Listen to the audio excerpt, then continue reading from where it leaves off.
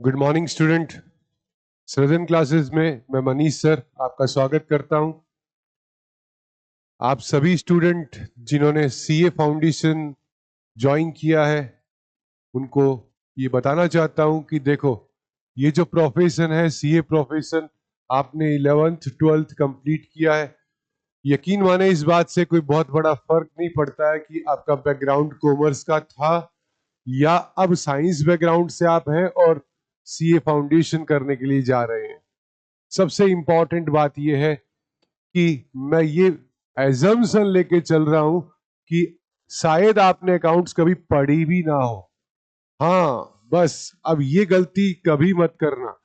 अगर आपने अकाउंट्स नहीं पढ़ी है आप चिंता मत करो, लेकिन अब से जो कॉन्सेप्ट जो मैं आपको समझाने की कोशिश करूंगा उसको पूरा फोकस करना। अपन अपने टॉपिक को इस तरीके से करेंगे कि थियोरिटिकल एस्पेक्ट समझेंगे, आईसीआई का पॉइंट ऑफ व्यू समझेंगे और उसके बाद उससे कॉन्सेप्चुअल क्लियरिटी के साथ क्वेश्चन कैसे सॉल्व किए जाए ये सीखेंगे। तो बेटा सबसे पहले आप ये देखो, ये जो चैप्टर मैंने सबसे पहले मार्क किया है ये आपके आईसीआई के मॉड्यूल 2 का unit number 3 capital and revenue. दो शब्द बड़े हैं, एक है कैपिटल एक है रेवेन्यू, और उनके साथ क्या है, एक्सपेंडिचर्स और रिसिप्ट। मतलब कैपिटल और रेवेन्यू, एक्सपेंडिचर्स कौन से होते हैं और रिसिप्ट्स कौन से होते हैं। बेटा सही माने में बताऊं आपको, ये चैप्टर इतना इंपॉर्टेंट है कि ये वाला चैप्टर आपको क्या करेगा, हाँ ये वाला चैप्टर आपको यहां सपोर्ट करेगा बेटा। जिन लोगों को अकाउंट्स बिल्कुल नहीं आती और जो अकाउंट्स अपनी बहुत अच्छी करना चाहते हैं ना, उनको ये सीखना है। ये चैप्टर एक बेस चैप्टर है जिससे आप जर्नल एंट्री करना सीखेंगे। यही चैप्टर ऐसा है जो आपके आगे चैप्टर आएगा डेप्रिसिएशन, ये उसका बेस भी है। और ये एक चैप्टर और आएगा जिसका नाम है रेक्टिफिकेशन ऑफ एरर्स। मतलब अकाउंट्स में अगर कोई गलतियां हुई है तो उसको ठीक करने में भी इस चैप्टर का बहुत बड़ा रोल है। और उससे भी बड़ी बात, जो स्टूडेंट नॉन कॉमर्स के हैं या जो साइंस बैकग्राउंड से आके सीए कर रहे हैं उनके लिए भी ये चैप्टर वो चैप्टर है जिसको करने के बाद आप में ये फीलिंग आएगी कि यस हम कॉमर्स के स्टूडेंट ही हैं। सबसे इंपॉर्टेंट ये चैप्टर है और ये पूरी अकाउंटिंग का फ्रेमवर्क है। अगर ये चैप्टर को सीखा तो पूरे अकाउंटिंग में हर एक चैप्टर में ये काम आएगा बेटा, ये ध्यान रखना। तो सबसे पहली बात ये है कि इसी चैप्टर से हम सीखेंगे बिजनेस क्या है, बिजनेस स्टार्ट कैसे होता है, और बिजनेस आगे जब रन करता है तो उसमें कौन कौन से आइटम्स आते हैं, उनके नाम क्या होते हैं और उनको अकाउंट्स में कैसे प्रेजेंट किया जाता है। सबसे बड़ी बात यही है बेटा, फेमिलियर होना है ना अकाउंट से, तो इस पे ग्रिप कर लेना, आपका पूरा अकाउंट्स बहुत अच्छा रहेगा। और आज हम जीरो से स्टार्ट करेंगे और हाइट पे आपके साथ चलेंगे तो आपको लगेगा यस अब हमें अकाउंट्स में प्रॉब्लम नहीं है। देखो बेटा इस चैप्टर में दो बातें, एक है कैपिटल एक्सपेंडिचर। हाँ मैंने कहा था ना कि कैपिटल और रेवेन्यू, तो कैपिटल एक्सपेंडिचर और कैपिटल रिसिप्ट, फिर रेवेन्यू एक्सपेंडिचर फिर रेवेन्यू रिसिप्ट क्या होते हैं। अब सुनने की कोशिश कर रहे हैं, समझने की कोशिश कर रहे हैं। देखो बेटा आप पूरी अकाउंट्स को पढ़ लो, आप चाहे चार्टर्ड अकाउंटेंट बन जाओ या कोई अदर प्रोफेशनल में आप हायर डिग्री लोगे ना, अकाउंट्स की सबसे बड़ी हाइट में ये चार ही पॉइंट है, 1 2 3 और 4। अकाउंट्स में या तो एक वर्ड आता है एसेट्स, एक आता है लाइबिलिटीज, एक आता है एक्सपेंस और एक आता है इनकम। बस बेटा ये चार ही शब्द हैं, पूरी अकाउंट्स इन चार शब्दों पे टिकी हुई है। हाँ और एक बात और बताऊं बेटा, मैं अगर कोई नया टर्म यूज करूंगा तो मैं उसको एक्सप्लेन भी करूंगा। मैं आपके भरोसे पे नहीं छोड़ूंगा उसको। आ गई बात समझ में? अकाउंट्स में क्या होता है बेटा, एसेट्स और लायबिलिटीज को दिखाने की जगह होती है बैलेंस शीट। हाँ, और जो एक्सपेंस और इनकम को दिखाने की जगह होती है प्रॉफिट एंड लॉस अकाउंट। यहां से ही अब पूरी अकाउंट्स की जर्नी स्टार्ट होती है, और उसमें सबसे पहला इंपॉर्टेंट जो है वो है कैपिटल एक्सपेंडिचर। देखो बेटा ध्यान से सुनना, एक्चुअली क्या होता है, जब कोई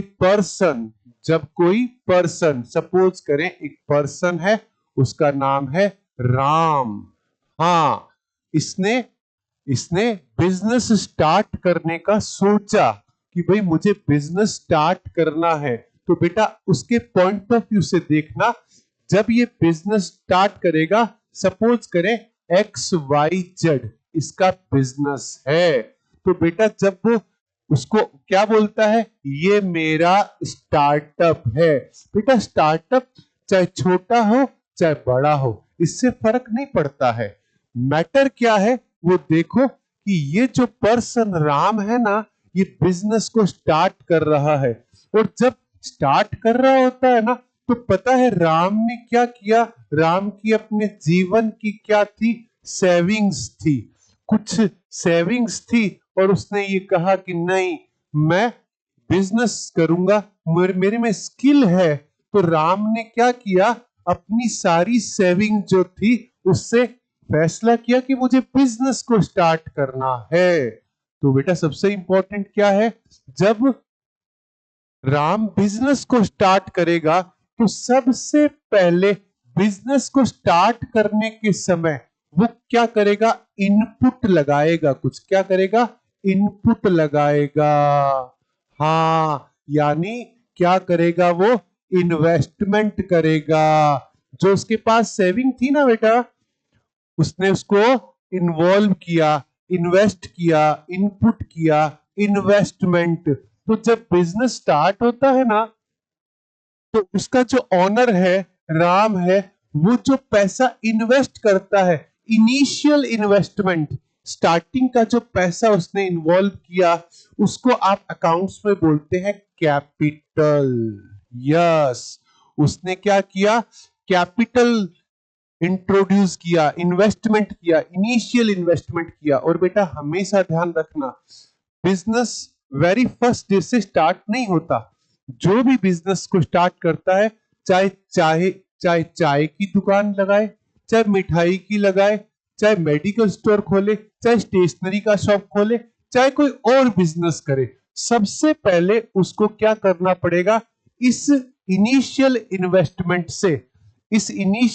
इन्वेस्टमेंट से उसको क्या करना पड़ेगा, क्या क्रिएट करना पड़ेगा, अपना इंफ्रास्ट्रक्चर बनाना पड़ेगा। या मैं ऐसे बोलूं, उसको क्या बनानी पड़ेगी, सबसे पहले अपनी एसेट्स बनानी होगी, और इन एसेट्स के थ्रू ही वो इनकम जनरेट करेगा। जैसे किसी का टूर्स ट्रेवल्स चलाने का है, तो किसी ने मान लो इनोवा कार खरीदी, तो क्या हुआ, उसने इनोवा खरीदी, अपना इंफ्रा बनाया, अपनी एसेट्स बनाई, और फिर वो उसके थ्रू इनकम जनरेट करेगा। ऐसे ही कैपिटल एक्सपेंडिचर, हमेशा बेटा ध्यान रखना, कैपिटल इन्वेस्टमेंट जो आपका है, इनिशियल इन्वेस्टमेंट है, वो आपकी एसेट्स को क्रिएट करेगा। और बेटा एसेट्स कहां पे डिस्क्लोज होती है, बैलेंस शीट में डिस्क्लोज होती है बेटा। एसेट्स कभी भी प्रॉफिट एंड लॉस अकाउंट में नहीं जाती। ठीक है सर, अभी आगे प्रॉफिट एंड लॉस अकाउंट की प्रॉपर्टी भी समझेंगे। तो बेटा यहां पे देखते हैं कि देखो भाई, कैपिटल जो आपका एक्सपेंडिचर है ना, हाँ हमारे को एक बात तो पता चल गई कि सर कैपिटल एक्सपेंडिचर कभी प्रॉफिट एंड लॉस अकाउंट में नहीं जाता। कहां जाता है बेटा, बैलेंस शीट में जाता है। और बेटा बैलेंस शीट में दो साइड हैं, ये लायबिलिटी का साइड, दायित्व का साइड, और ये एसेट का साइड, यानी संपत्ति का साइड है। तो इसका मतलब capital expenditure are concerned with, are related with balance sheet. Capital expenditure कभी भी पी एंड एल अकाउंट में नहीं जाते। और बैलेंस शीट में भी दो साइड है, एसेट और लायबिलिटी। याद रखना, कैपिटल एक्सपेंडिचर कभी लायबिलिटी साइड पर नहीं जाते। किस साइड पे जाते हैं? एसेट साइड पे जाते हैं। यस, तो यहां पता चला capital expenditures are concerned with assets, concerned with balance sheet. Assets तो बैलेंस शीट में ही जाती है ना। हाँ, अब देखो एसेट्स जो है ना बेटा, एसेट जो होती है ना, एसेट बिजनेस में तीन तरह की एसेट हैं। एक एसेट होता है जिसको हम बोलते हैं करंट एसेट। कौन सा एसेट? Current asset. एक एसेट होता है जिसको हम बोलते हैं फिक्टिशियस एसेट, और एक एसेट होता है जिसको हम बोलते हैं, हाँ जी, फिक्स्ड एसेट। तो याद रखना बेटा, कैपिटल एक्सपेंडिचर एसेट साइड से बिलोंग करते हैं पर करंट एसेट से नहीं करते, फिक्टिशियस से नहीं करते, केवल फिक्स्ड एसेट से कंसर्न करते हैं। इट मींस क्या हुआ कि कैपिटल एक्सपेंडिचर जो है इनिशियल इन्वेस्टमेंट से वो अपने इंफ्रा, अपनी एसेट्स बनाता है, और वो एसेट्स जो होती है वो भी बैलेंस शीट में जाएगी। और वो एसेट भी कौन सी एसेट होनी चाहिए बेटा? वो एसेट कौन सी होनी चाहिए बताओ? वो एसेट होनी चाहिए आपकी कौन सी वाली एसेट बेटा? कौन सी वाली? फिक्स्ड एसेट होनी चाहिए। ओके, तो बेटा अब आपको एक बात पता है, बिजनेस में जो इंफ्रास्ट्रक्चर होते हैं, जो फिक्स्ड एसेट होती है ना, उनके बारे में एक बात को समझो कि बेटा जो ये फिक्स्ड एसेट है ना, कनेक्ट रहना हर एक पॉइंट के साथ में। फिक्स्ड एसेट बेटा टू टाइप्स की है। नंबर वन टाइप बेटा टेंजिबल, और एक दूसरा जिसको बोला गया इनटेंजिबल। यस, दोनों में क्या फर्क है? सर दोनों ही तो फिक्स एसेट है। हाँ, दोनों फिक्स एसेट है, लेकिन डिफरेंस ये है कि टेंजिबल जो फिक्स एसेट है ना, इनका फिजिकल एग्जिस्टेंस होता है। एट प्रेजेंट इसको हम बोलते हैं प्रॉपर्टी प्लांट इक्विपमेंट, जिस पर एएस एप्लीकेबल होता है 10। कभी आपसे कोई पूछे कि फिक्स एसेट पर कौन सा अकाउंटिंग स्टैंडर्ड एप्लीकेबल होता है, तो कौन सा? 10। और 10 का अभी नाम क्या है? प्रॉपर्टी प्लांट और इक्विपमेंट। मतलब आपकी एसेट्स कौन सी होनी चाहिए? टेंजिबल। और एसेट तो इंटेंजिबल भी हो सकती है।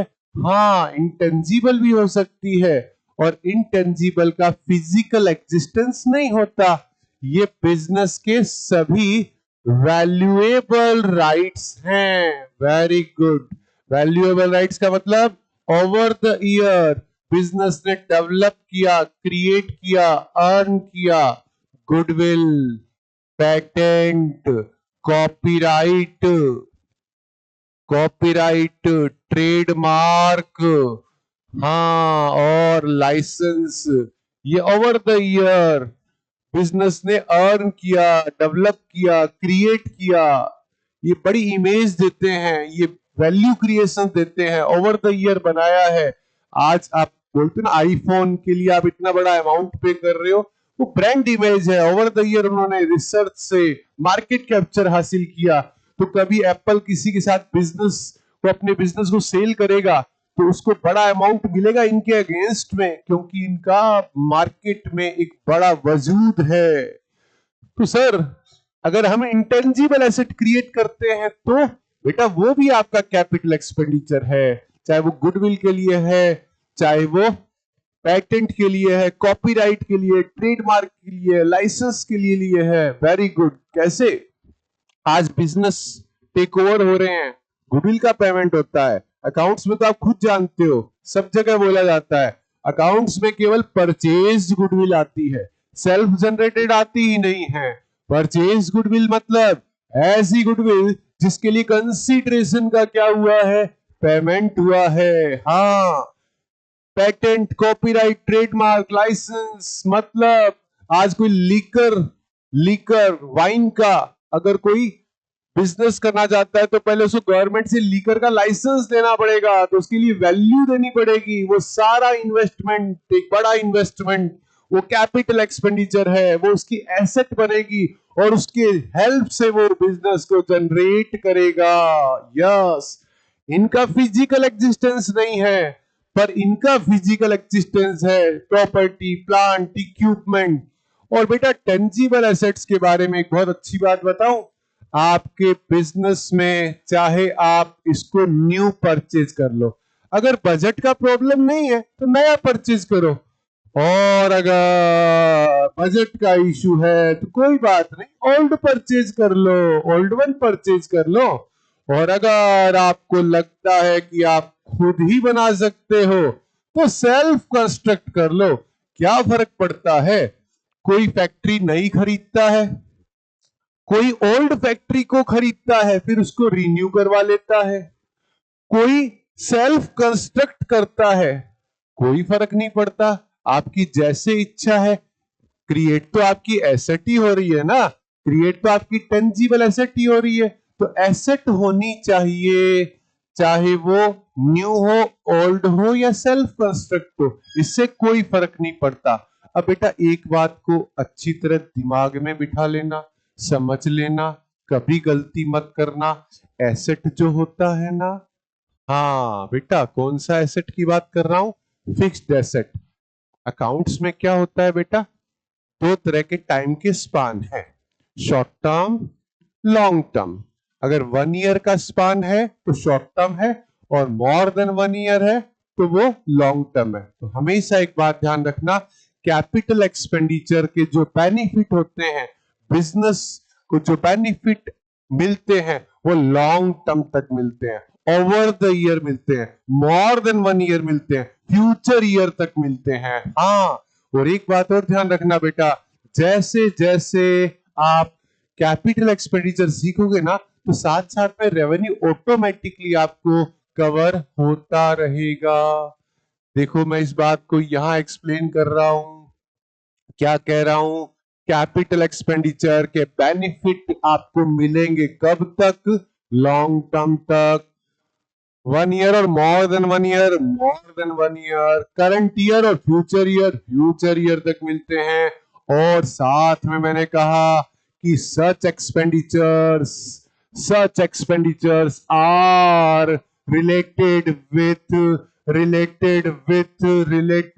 किससे रिलेटेड होगा ये बताओ, तो sir are related with balance sheet. ये एक्सपेंडिचर बैलेंस शीट में आते हैं, ये एक्सपेंडिचर कभी भी प्रॉफिट एंड लॉस अकाउंट में नहीं आते। और वो जो कैपिटल एक्सपेंडिचर है वो बैलेंस शीट में भी एसेट साइड से कंसर्न करते हैं, कभी भी लायबिलिटी साइड से कंसर्न नहीं करते। और इससे भी बड़ी बात है कि एसेट्स भी जो है वो कौन सी एसेट होनी चाहिए, वो फिक्स्ड एसेट होनी चाहिए। हाँ, और जो फिक्स एसेट है ना बेटा, उसमें एक सबसे अच्छी बात यह है कि फिक्स एसेट की कैटेगरी मैंने बना के बताई कि फिक्स एसेट एएस कौन सा 10, क्या नाम है वो यहां पे मैंने मार्क कर दूंगा तो आपको ज्यादा अच्छा लगेगा। फिक्स एसेट जो है वो एक टेंजिबल, एक इंटेंजिबल, टेंजिबल को कवर किया गया एएस 10 में, जिसका नाम है प्रॉपर्टी, प्लांट और इक्विपमेंट। कैसी भी हो, चाहे टेंजिबल हो चाहे इंटेंजिबल हो, दोनों को क्रिएट करने का एक्सपेंडिचर कौन सा है, कैपिटल। इंटेंजिबल जिनका फिजिकल एग्जिस्टेंस नहीं होता पर वो बिजनेस के लिए वैल्यूएबल राइट है, goodwill, patent, copyright, trademark, license, ये सब कैपिटल एक्सपेंडिचर हैं। टेंजिबल एसेट जिनका फिजिकल एग्जिस्टेंस है, बिल्डिंग, फर्नीचर, मशीन, याद रखना बेटा ये सब, चाहे न्यू वन परचेज करो चाहे ओल्ड वन परचेज करो, चाहे क्या करो, हाँ चाहे क्या करो, या सेल्फ कंस्ट्रक्ट करो, कोई फर्क नहीं है, चाहे सेल्फ कंस्ट्रक्ट करो कोई फर्क नहीं है। पर इनको क्रिएट करने का एक्सपेंडिचर कौन सा होगा बेटा? कैपिटल एक्सपेंडिचर होगा। और एक बात और ध्यान रखना, सबसे इंपॉर्टेंट बात बोल रहा हूं, यहीं से टर्न करती है सारी चीजें। क्या लिखा सर? मैंने लिखा first time up to ready to put to use. इसका मतलब ये है, जब आप फिक्स सेट को क्रिएट कर रहे हैं, बना रहे हैं, तो ये ध्यान रखना उसके first time ready to put to use तक आपने जितना भी एक्सपेंडिचर किया है, जो भी आपने अमाउंट इनकर किया है, वो सारा आपका कैपिटल एक्सपेंडिचर है। एक एग्जांपल से आपको एक्सप्लेन कर रहा हूं, सीखना बेटा। देखो बेटा क्या है, समझो। 1 2 3 4 5 6 7। किसी के दिमाग में बिजनेस में ये आइडिया आया कि मुझे बिजनेस करना है और मुझे प्लांट परचेज करना है, ऑटोमेटिक प्लांट।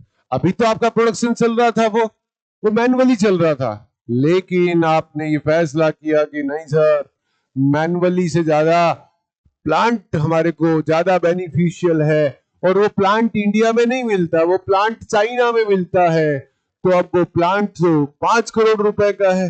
तो ऐसा तो है नहीं कि हम अमेजन से, फ्लिपकार्ट से ऑर्डर कर दें और कैश ऑन डिलीवरी पे आ जाएगा।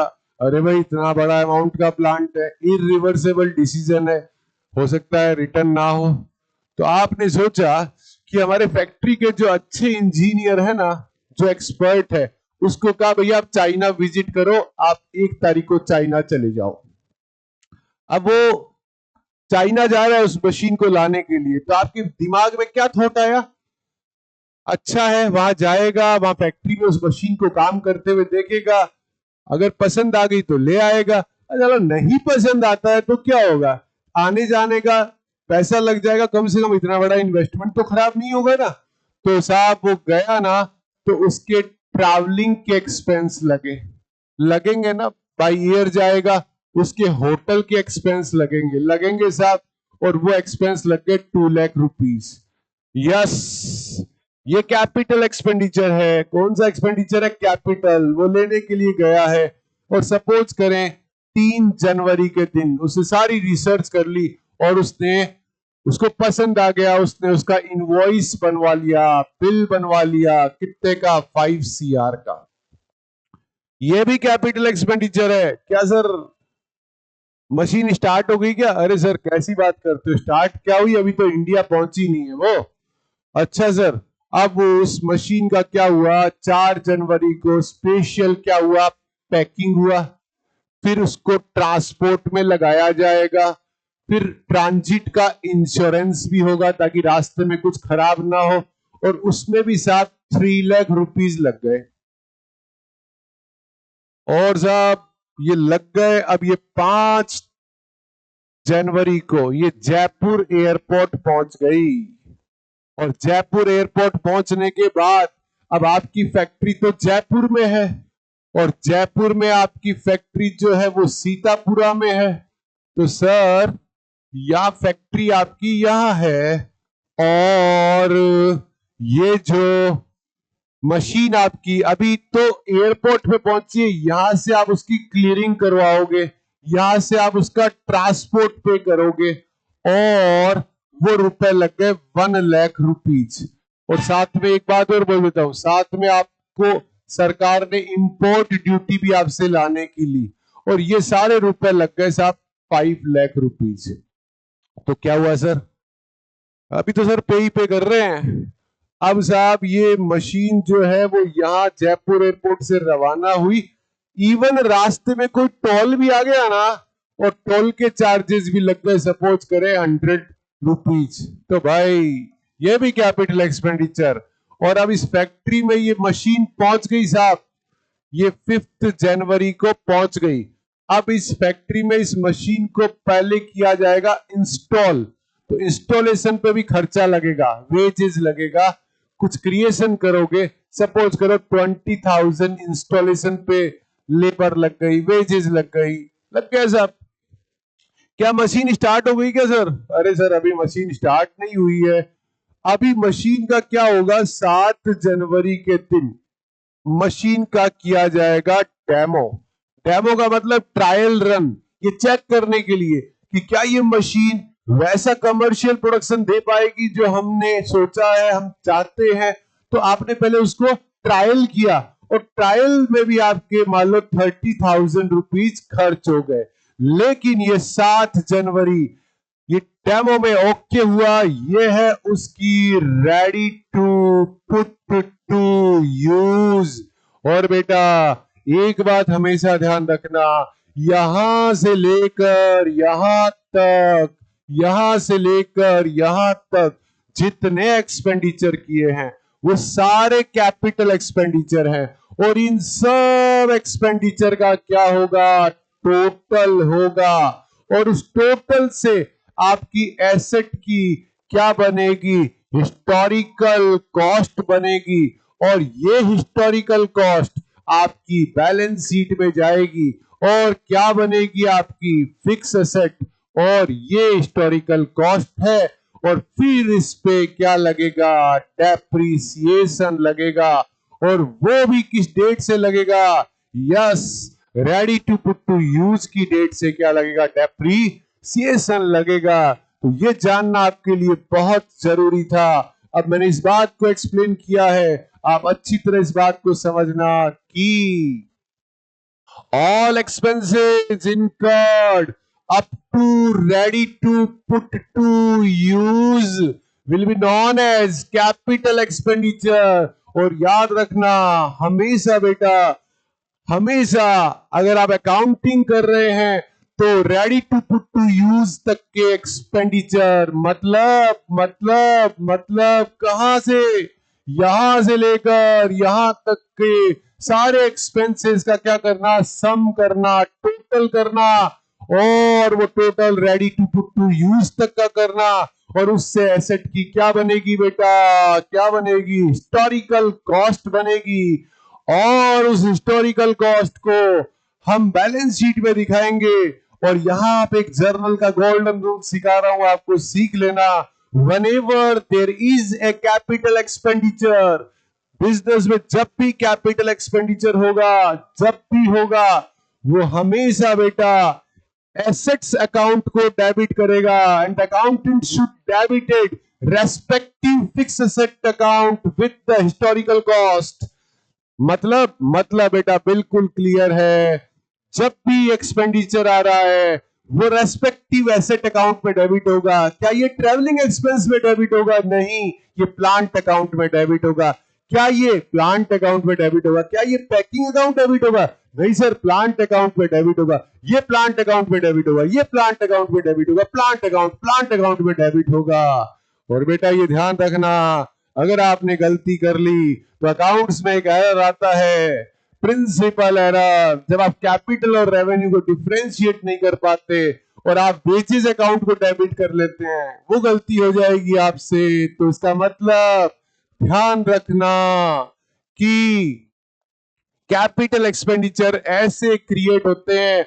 और ये जो हिस्टोरिकल कॉस्ट आपने बनाई वो कहां शो होगी, बैलेंस शीट में। फिर क्या होगा, डेप्रिसिएशन किस डेट से लगेगा, ready to put to use की डेट से लगेगा। अब बेटा इसके सपोर्टिंग बातें कुछ बोल रहा हूं, ध्यान से सुनना। यहां तक हमने क्या सीखा, सर अगर कोई चाय की केटली भी लगाएगा ना, छोटी सी भी, तो उसने अपनी कैपिटल लगाई, पहले शॉप खरीदी, फिर छोटा सा फर्नीचर बनवाया, फिर उसने कुछ अपने स्टोव लेके आया, वो सब कैपिटल एक्सपेंडिचर है। मैं आपको एक एग्जांपल से वो सारी चीजें प्रूव करके दिखाऊंगा। अच्छा सर कैसे, आपको बेटा एक एग्जांपल देता हूं मैं। एक सूरत का बहुत बड़ा व्यापारी था, उसको जयपुर में शोरूम ओपन करना था। क्या ओपन करना था, शोरूम ओपन करना था। अब शोरूम ओपन करना है, लेकिन वो जयपुर के मार्केट के बारे में बहुत ज्यादा नहीं जानता। उसने जयपुर में एक बड़े प्रॉपर्टी डीलर से कांटेक्ट किया और कहा मुझे जयपुर के सबसे प्राइम मार्केट में एक शोरूम ओपन करना है। ब्रोकर ने कहा ठीक है साहब, दिला देंगे। देखो ये जगह है साहब, ये 10 करोड़ रुपए की जगह है। अब उसने देखा, उसको जगह पसंद आ गई, उसने कहा डन, 10 करोड़ रुपए में देने के लिए तैयार हूं। लैंड परचेज हो रही है, कौन सा एक्सपेंडिचर? कैपिटल। लेकिन बेटा वो ब्रोकर अपनी ब्रोकरेज डिमांड करेगा, तो आपने 5 लाख रुपीस ब्रोकरेज दी, वो भी कैपिटल एक्सपेंडिचर, वो भी लैंड अकाउंट में डेबिट होगा। और फिर उसको, उसके टाइटल को अपने फेवर में करवाने के लिए आप रजिस्ट्री करवाएंगे, स्टैंप ड्यूटी लगाएंगे, लीगल चार्जेस लगेंगे, लॉयर्स के चार्जेस लगेंगे, वो सब कैपिटल एक्सपेंडिचर है, वो सब लैंड अकाउंट में डेबिट होंगे। और बैलेंस शीट के एसेट साइड पर लैंड अपनी टोटल कॉस्ट बना लेगी। और उसके बाद अगर आपको उसमें क्या करना है, बिल्डिंग बनवानी है ना, दुबई के आर्किटेक्ट से आपने उसका ड्राइंग बनवाया, स्केच बनवाया, वो कैपिटल एक्सपेंडिचर, वो बिल्डिंग अकाउंट में डेबिट होगा। फिर जो भी मटेरियल कंस्ट्रक्शन में लगेगा वो सब बिल्डिंग अकाउंट में डेबिट होगा। बनी ना हिस्टोरिकल कॉस्ट बिल्डिंग की। फिर उसके बाद उसमें अब फर्नीचर और फिक्सर्स का काम होगा, इंटीरियर का काम होगा, वो सब फर्नीचर के अकाउंट में डेबिट होगा। उसके बाद उसमें इलेक्ट्रॉनिक और इक्विपमेंट, एसी, लाइटिंग का काम होगा, वो सब इलेक्ट्रॉनिक इक्विपमेंट अकाउंट में डेबिट होगा। ऐसे बैलेंस शीट में ऐसे एसेट्स बनती है, दिखाई जाती है, डिस्क्लोज होती है। इसका मतलब एक बात एकदम क्लियर है कि हमें बेसिक बातें पता है ना, तो हम किसी भी समय उसको काम में ले सकते हैं और गलती कभी नहीं होगी हमारे से, ये ध्यान रखना। तो बेटा सबसे इंपॉर्टेंट बात क्या होती है कि हम जब किसी पॉइंट को सीख रहे हैं, उस पर काम कर रहे हैं, तो उस समय उसको एफिशिएंट तरीके से सीख लो। क्वेश्चन में जब भी वो यूज होगा तब आपको उसकी पूरी प्रॉपर्टी पता चलेगी। मैंने आपको क्या सिखाया? कैपिटल एक्सपेंडिचर, हाँ इनिशियल इन्वेस्टमेंट है, इन्वेस्टमेंट है। इनिशियल इन्वेस्टमेंट आपकी एसेट को क्रिएट करेगा, और एसेट कहां जाएगी? बैलेंस शीट में। बैलेंस शीट में भी कौन सी asset? Fix asset. Fix asset चाहे वो टेंजिबल हो चाहे इनटेंजिबल हो, fix asset are not for sale. जो एसेट सेल के लिए होती है ना, वो करंट एसेट्स होती है। हम यहां पर बात कर रहे हैं कौन सी एसेट की? Fixed asset. और याद रखना, fixed asset may be tangible, may be intangible. और फिक्स एसेट के बेनिफिट आपको मिलेंगे कब तक? More than 1 year, long term, future year. Opposite बोलूं? पकड़ लोगे बात को? पकड़ के बताओ। रेवेन्यू एक्सपेंडिचर कंसर्न करते हैं बैलेंस शीट या P and L? Sir P and L. Revenue expense के बेनिफिट मिलेंगे शॉर्ट टर्म और long term? Sir short term. Current year, current year, 1 year, more than 1 year, 1 year. Yes, वो automatically shape लेंगे, आपकी जगह बना लेंगे। पर पहले कैपिटल एक्सपेंडिचर को अच्छी तरीके से समझ ले बेटा। तो ये बात आपने सीखी। अब देखो मैं जो अगला पॉइंट बता रहा हूं, अनदर वेरी मोस्ट पॉइंट है, और बेटा मार्क करना, जो आपके एग्जाम के का फर्स्ट क्वेश्चन आता है ना, कंपल्सरी क्वेश्चन, उसमें से इसका एक क्वेश्चन हमेशा आता है। और ये जो मैं पॉइंट बोल रहा हूं वो बहुत इंपॉर्टेंट है। If any expenditure is require or mandatory to construct, bring into existence, then such expenditure will also be called as capital expenditure. मैं आपको एग्जांपल देता हूं बेटा। देखो एक वैकेंट लैंड रखी थी, इस पे आपको क्या बनाना है? होटल बनाना है, 5 स्टार होटल। यहां आपको होटल बनाना है बेटा। होटल प्रोजेक्ट को बनाने में समय लगेगा। आपने क्या किया? इसको बनाने में 5 ईयर लगेंगे।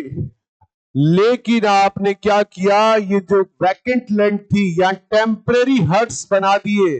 अरे भाई बनाने पड़ेंगे ना, कंस्ट्रक्शन सप्लाईज, मटेरियल सब यहाँ स्टोर होगा, लेबर यहाँ रहेगी, वाटर टैंक यहाँ बनाया जाएगा सप्लाई के लिए। ये सब टेम्परेरी हट्स हैं। आपने इनको बनाने में 5 लाख रुपीज खर्च कर दिए। लेकिन बेटा ये इस एसेट के क्रिएशन के लिए मैंडेटरी थे, एंसिलरी थे, रिक्वायर्ड थे। अगर ये नहीं होते तो ये नहीं बन पाता। और उससे भी बड़े मजे की बात, जिस दिन ये बिल्डिंग बन के क्या हो गई? तैयार हो गई, उस दिन जेसीबी मशीन आएगी, इसको डिमोलिश कर देगी। फिर भी ये एक्सपेंडिचर कौन सा है बेटा? Capital expenditure. क्यों है? क्योंकि ये इस एसेट के क्रिएशन के लिए क्या था? रिक्वायर्ड था, मैंडेटरी था। हाँ, तो याद रखना बेटा, इवन अगर आपने इस कंस्ट्रक्शन के लिए कोई लोन लिया और लोन अगर आपका 20 ईयर का है, और याद रखना ready to put to use में 5 ईयर का टाइम लगेगा, तो याद रखना अगर लोन का कोई इंटरेस्ट जो 5 ईयर तक का है, ready to put to use तक का है, वो कैपिटल नेचर का होगा और वो बिल्डिंग अकाउंट में डेबिट होगा। लेकिन अनदर 15 ईयर जो है after ready to put to use है, वो एक्सपेंडिचर रेवेन्यू होता है और वो P&L अकाउंट में डेबिट होता है बेटा। तो ये बात आपको सबसे पहले पता होनी चाहिए, वरना आप ग्रिप नहीं कर पाओगे। और एक जनरल परसेप्शन है, जनरल परसेप्शन है बेटा, उसको हमेशा ध्यान रखना। सर क्या परसेप्शन है? Ready to put to use तक एक्सपेंडिचर किया वो कैपिटल है, और after ready to put to use जो एक्सपेंडिचर होता है वो रेवेन्यू नेचर का होता है बेटा, ध्यान रखना।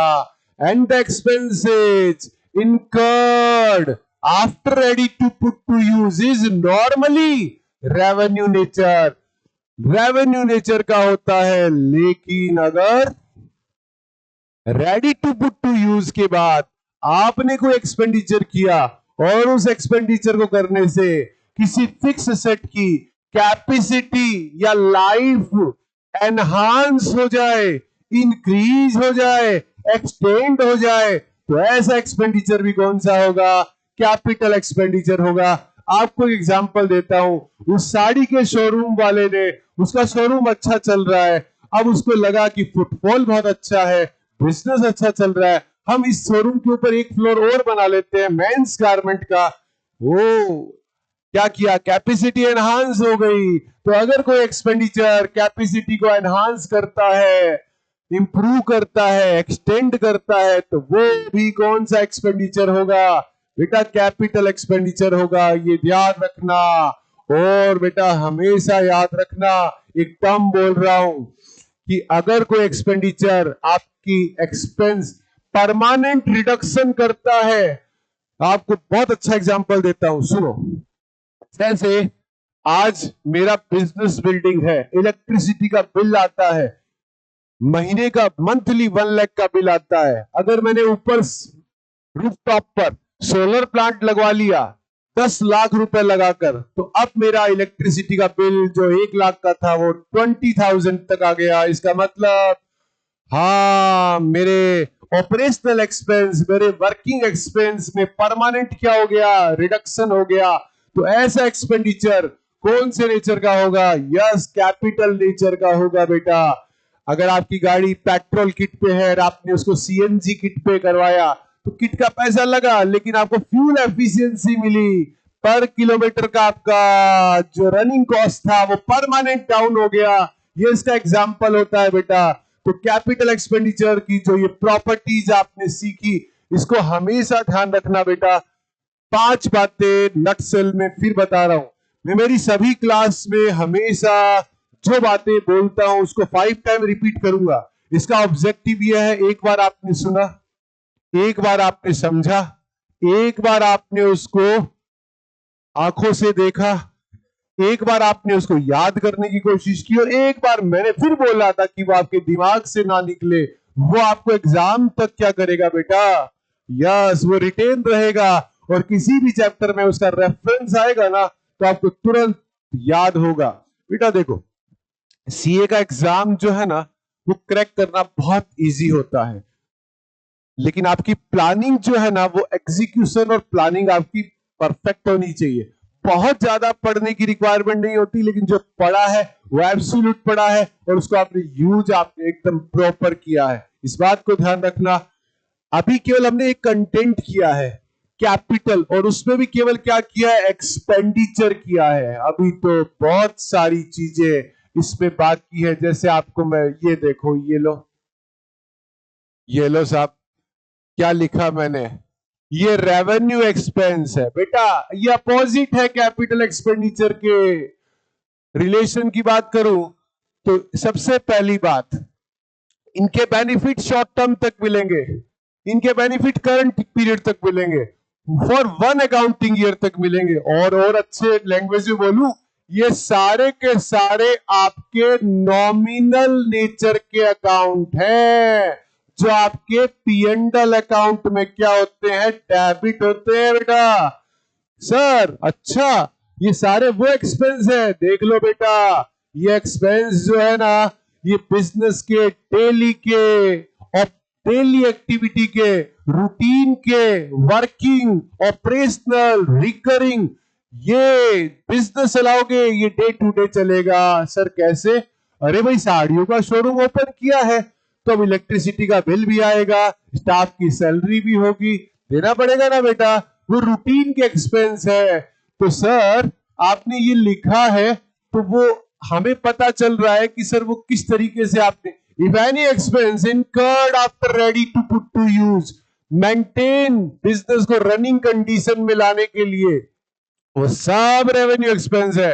डेली होंगे, रूटीन के होंगे, वर्किंग होंगे, ऑपरेशनल होंगे, रिकरिंग होंगे, और ये सब नॉमिनल अकाउंट है। और बेटा एक सबसे बड़ी बात, whenever there is a revenue expense you have to debit expense account, whenever there is a capital expenditure you have to debit asset account। Yes, अगर मैं बोल रहा हूं कि वेजेस तो आप बोलते हो वेजेस अकाउंट डेबिट, मैं बोलता हूं रेंट तो आप बोलते हो रेंट अकाउंट डेबिट, लेकिन मैंने बोला मशीन के इंस्टॉलेशन का वेजेस है तो आप बोलोगे मशीन अकाउंट डेबिट, क्योंकि वो, हाँ, वो ready to put to use के कंसर्न का था। तो बेटा आपको क्या सीखना है, आईसीआई के जो मॉड्यूल के बारे में आपको परफेक्ट स्टडी करनी है।